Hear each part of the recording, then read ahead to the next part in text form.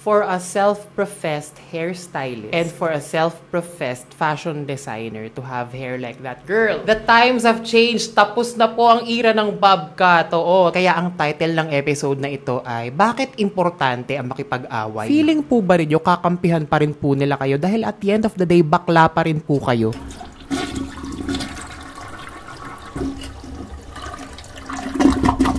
Hi guys, it's me, it's AC, and welcome sa isang episode ng Toilet Talk. Charis, hindi ako yun, hindi tayo mag-impersonate for today. Hindi ako mag-upload ng isang video para pagwatak-watakin ng isang community kung kailan sineselebrate nila ang Pride Month.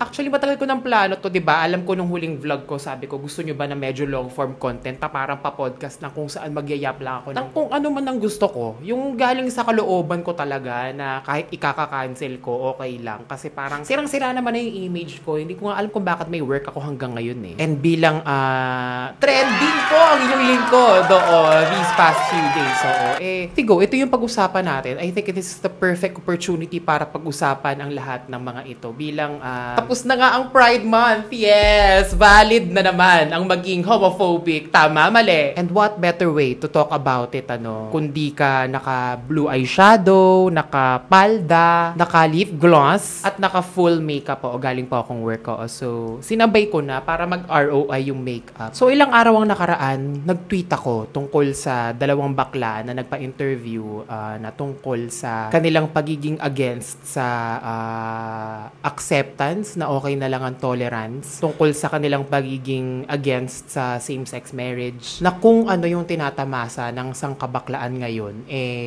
yun yung todo na. Oo, okay na to. Oo, sabi nga nung nanay ni Miguel Tan Felix. Okay na to. Kaya ang title ng episode na ito ay, bakit importante ang makipag-away? Alam ko ang hostile ng word na away at makipag-away. Pero to resist something and in return, maipaglaban mo yung pinaniniwalaan mo, then why not fight for it? Bakit hindi ka makipag-away kung alam mong may punto ka? I made that statement na hindi ako sang-ayon na ganun yung mga buhok nila dahil feeling ko hindi naman talaga nila kinaganda. For a self-professed hairstylist and for a self-professed fashion designer to have hair like that, girl, the times have changed. Tapos na po ang era ng bob cut. Oo, 2006 pa po pinauso ni Mariel Rodriguez ang bob cut. Let's move on to the next one, shall we? And that's just the tip of the iceberg. For sure, alam nyo yan. Sa mga matatalino, alam kung gets ninyo ang gusto kong sabihin. Nag-isip ako at nag-tweet ako ng isang hard-hitting sentence dahil alam ko na kung hahabaan ko ang aking statement, for sure, hindi naman ako pakikinggan. Katulad ng video na ito na for sure akong mahaba ito para sa kanila at hindi nila ito tatapusin kasi hindi nakakayanin ng comprehension nila at hindi ko sila bine-blame dahil alam ko na mababa na ang comprehension ng mga tao ngayon. Mababa na ang pasensya nila sa mga long-form content dahil yun na yung naging norm natin sa pag-consume ng content and that's okay. Pero para sa akin, ang hindi okay ay hindi mag-read between the lines at maniwala na lang sa satire. Number 2, ang hindi pag-click ng buong article para mabasa yung buong content ng kailangan nating pag-usapan dito. Kaya ginagawa ko tong video na ito kasi for sure akala ng iba, inaatake ko lang ang kanilang personal appearance. So, akala nila naghahanap lang ako ng away. Pero ang totoo, meron akong pinagtatanggol. Meron akong punto na gusto kong marinig na ang daming nangahas na ipaalam itong mga gusto kong sabihin and more. Pero hindi naman sila napakinggan dahil maayos, malumanay, at mataas yung klase ng diskurso na binababa nila para sa masa. Actually, kanina, nung pauwi ako, in-message ko si Sasa. Kasi syempre, as much as possible, gusto ko sabihin sa sarili ko na hindi naman ako naaapektuhan sa mga chinichika nila, which for sure, sana, hindi naman ako naaapektuhan. Pero kasi naalala ko na nagkaroon na ng ganitong estado na nangyari kay Sasa girl mismo months ago dahil withdraw niya yung support niya kay Heidi Mendoza dahil nag-no siya sa same-sex marriage. And then yun, napag-usapan namin na sabi ko sa kanya, I can only imagine kung gaano kalala yung backlash na na-receive mo nung withdraw mo yung support because they are trying to blame you, hindi ba? Dahil natalo siya and all. Pero kasi Kung sa tingin nila na second-class citizen si Sasa at ang community niya, bakit sila hihiling ng suporta mula sa community na ito na feeling nila second-class citizen at hindi dapat magkaroon ng sariling karapatan na katulad ng tinatamasa nilang mga karapatan na they had since birth. Kaya importante din talaga ang resistance o para sa akin, ang makipag-away sa internet tungkol sa mga pinaniniwalaan mo talaga. Pinaniniwalaan in a way na naranasan mo in person, hindi lang dahil ayaw mo. Pinaniniwalaan in such a sense na feeling mo merong naaagrabyado sa isang sitwasyon. Kasi ako for me ano ba yun? Kung sakasakali lang naman, oo, na ma-approve ang same-sex marriage. Meron bang isang straight na hindi makakapagpakasal? Meron bang isang straight na sasara ang butas ng puwet? Yun ang hindi ko maintindihan. Ano ba to? Kadamutan? Parang it's not a piece of chocolate, it's not a piece of pizza na kailangan mo na makuha para ikaw ay mabusog. Ano ba yun? Dapat sa isang araw, 1,000 lang kinakasal, ganun. Sa isang taon, dapat 1,000,000 lang at dapat walang bakla dito. Kaya para sa akin, importante na makipag-away ka. Kaya para sa akin, minsan kailangan talagang magbigay ka na ng hard-hitting na sentence kesa yung magrumentado ka ng sobrang haba tapos hindi ka papakinggan. And I'm thankful enough, hindi ba, na merong backlash. Meron silang reaction, na chinichika, hindi ba? Ibig sabihin, at the end of the day, kahit mainit yung ulo nila sa akin, kahit ayaw nyo sa akin, kahit gusto nyo kung ipatanggal sa trabaho ko na for sure naman, hindi mangyayari yan. Alam kong nakaapekto ako dahil alam ko na sa loob ninyo, hindi lang gupit nila ang inatake ko, kundi pati yung statement nila na for sure, na-empower yung statement ninyo bilang mga homophobic na straight. Para sa akin din kasi at para sa buong community, sobrang delikado nung ginawa nila na nakapag-empower sila ng mga statement ng mga straight na parang in-enable nila yung hate towards the LGBTQIA+ community na parang sinabi nila na tama lang na second-class citizen sila, tama lang na tolerated sila at hindi sila accepted. So, paano yun? Kung ako, isang maliit na bakla na nanonood kay Ricky Reyes, ibig sabihin ba nun, makikinig ako sa kanya, tapos sobrang idol ko talaga siya. Idol ko siya, tapos makikinig ako sa kanya, tapos tatanggapin niya sa sarili niya na, okay, ganito lang pala ako. Ito lang pala yung dapat kong gawin. Ito lang pala yung dapat kong i-achieve sa buhay. Hanggang dito lang ako. Again, sobrang delikado nung ginawa ninyong mga statement dahil na-endanger ang safety at lalong-lalo na yung self-respect ng mga papausbong pa lang na bakla na sana hindi natin pigilan yung endless possibilities na gusto nilang maging. Kung merong bakla na gustong maging piloto, why not? Kung may bakla na gustong maging #1 engineer sa Pilipinas, why not? Ang laki ng possibilities talaga na gusto ninyong itigil dahil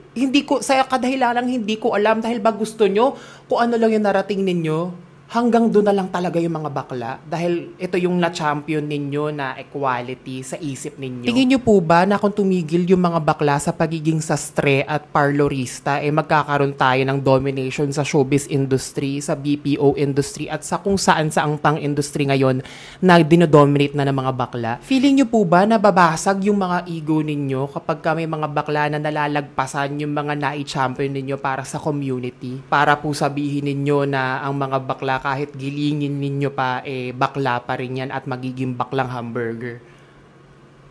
Tama ba yun? Yun po isa ko pong tanong kay Mother Ricky at Mama Rene.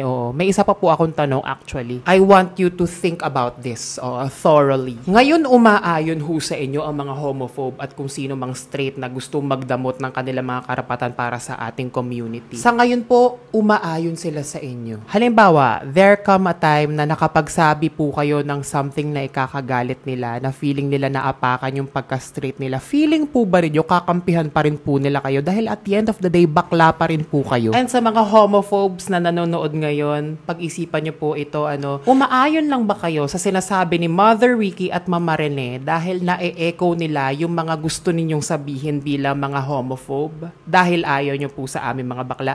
Dahil feeling nyo ang mga bakla dapat nakakatawa lang? Dapat sila ay nasa ilalim ninyo? Tama ho, no? Hindi nyo ho talaga sila idol. Hindi naman ho talaga kayo nagpapagupit dun sa gandang Ricky Reyes salon. Hindi naman po talaga kayo nagpapagawa ng damit kay Mama Rene Salud. Tama, mali. At sa sinabi nila na okay na yung tolerance kesa sa acceptance, parang pagmamalabis na yun. Tolerance ba talaga itong lahat ng ito? Hindi ba false tolerance itong lahat ng ito. Kasi ewan ko para sa akin ha, it is better to seek acceptance kesa sa false tolerance na feeling mo ito na yung utopia ng mga bakla. No. Pero bakit hindi po tayo magnais ng mas rurok pa? Yung tipong equal na tayong lahat na walang naiiwan sa laylayan. And something happened recently came to mind, itong si Kira Apostol na namatay na isang trans woman na 18 years old lang sa Cagayan State University. And mind you, she was brutally murdered. So sa tingin niyo po ba na tolerate ng mga killers ni Kira itong si Kira? Kasi kung oo, edi sana hubuhay pa po yung bata. At mind you, itong nangyari kay Kia, it can literally happen to anyone. Maski po sa inyo, Mother Ricky at Mama Rene. Kahit po mag-hire pa po kayo ng 1,000 bodyguards, pag isa dyan pumitik na homophobic, it can happen to you. Ayun lang. Ang serious, diba? Pero sige, magbasa tayo ng mga comments, guys. Dahil na-enjoy ko yung mga kagagahan natin dyan. Sabi ni Robbie Andrada, walang kinalaman ang gupit nila sa argument ng topic. O, diba? Hindi nag-iisip. Sinabi ko na, diba? Ganyan talaga if hindi makaisip ng magandang argument, no? Sa physical ibabato. Sana kinaganda mo rin yarn. Sige nga, Robbie Andrada, kung maganda talaga yung gupit, ipagaya mo. Magpagupit ka ngayon sa gandang Ricky Reyes Salon. Tapos, paniwalain mo ko na kinaganda mo talaga. Aantayin ko yan, Robbie Andrada, okay? Sabi ni Vac lang too, mayayaman na sila, well-established and respected. Ikaw, AC, hanggang host lang sa online ng Showtime kada commercial break. Di ka rin kagalingan mag-host. Ambisyosa, bakla. Gusto kayo, ambisyosa, bakla. Vac lang too, hello sa iyo. Yan ay isa rin sa mga puntong aking pinatutunayan. Number 1, hindi mo kailangan ng malaking ambag sa isang industriya o sa community o sa Pilipinas para makapagsabi ng iyong mga gustong sabihin, sa mga gusto mong ibahin sa mundong ito at sa bansang ito. So what kung mayayaman na sila? Paano yung mga baklang pinapatay, hindi ba? Sa well-established, o di sige, aminin naman natin, in fairness din naman, well-established din naman talaga sila. Pero parang di naman yun right para pigilan kung ano yung mga karapatan na kailangan ng mga sangkabaklaan dahil again, ang mundo ay nag-e-evolve. Di ka rin kagalingan mag-host ambisyosa ka, bakla. Alam mo kasi, alam ko magaling ako eh. Oo, bata pa lang ako, magaling na ako. Tapos yung mga idol ko, mga artista na mga host na sasabihan akong magaling ako, kinukuha ako para magtrabaho para sa kanila, ganyan. So, hindi ako naniniwala sa'yo kasi pinagkakakitaan ko kung ano yung magaling talaga ako ngayon. So, Kerry! Sabi ni John Raymond, Ricky Reyes helped thousands sa free haircut training center. Both of them employed hundreds if not thousands sa mga LGBT. They were never involved in any scandal or any misdemeanor and have lived their lives with dignity. Etong AC na to, aside from pranking call center agents and delivery drivers, ano ba ang impact na nagawa niya? Exhibit A. Worker with HIV wins case versus Ricky Reyes. This was 9 years ago. A hairdresser who earlier tested positive for HIV won a 2014 labor dispute against his employer, celebrity hairstylist Ricky Reyes, who was found guilty by a labor management mediation court of discrimination and unlawful termination, a workers' federation announced on Sunday. I don't know kung hindi yun internal homophobia. I don't know what it is.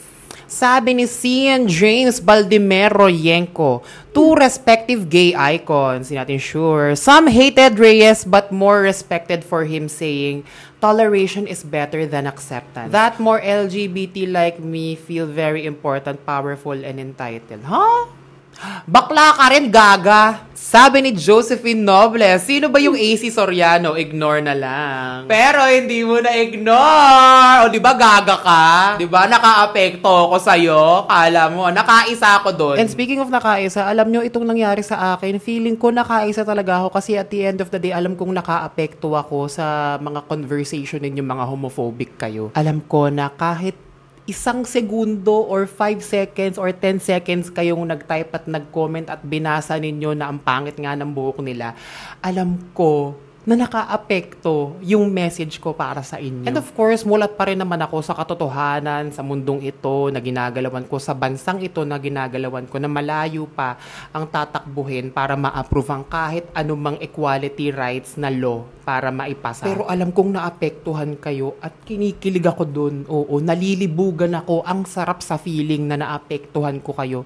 At alam ko, kahit na nagbobobobubuhan kayo minsan, alam ko na nakarating sa inyo yung mensahe na gusto kong gawin, na eto yung mga rights na kailangan na maipasa natin. Alam ko na deep within your minds na yung isang sentence ko na yun nakaapekto sa kung ano yung iniisip nyo sa mga bakla dahil nakaisa ako. Okay na ako dun. Dahil alam ko in the years to come, itong conversation na ito ay magmamatter. Dahil alam ko na iikot ang gulong ng palad at darating ang isang araw na pasado na ang Suji Bill, bigla-bigla na lang nang hindi ninyo napapansin. At hindi mangyayari yon kung hindi kami ng away.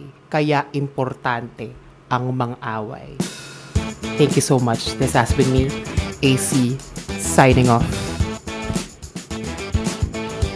Happy Pride!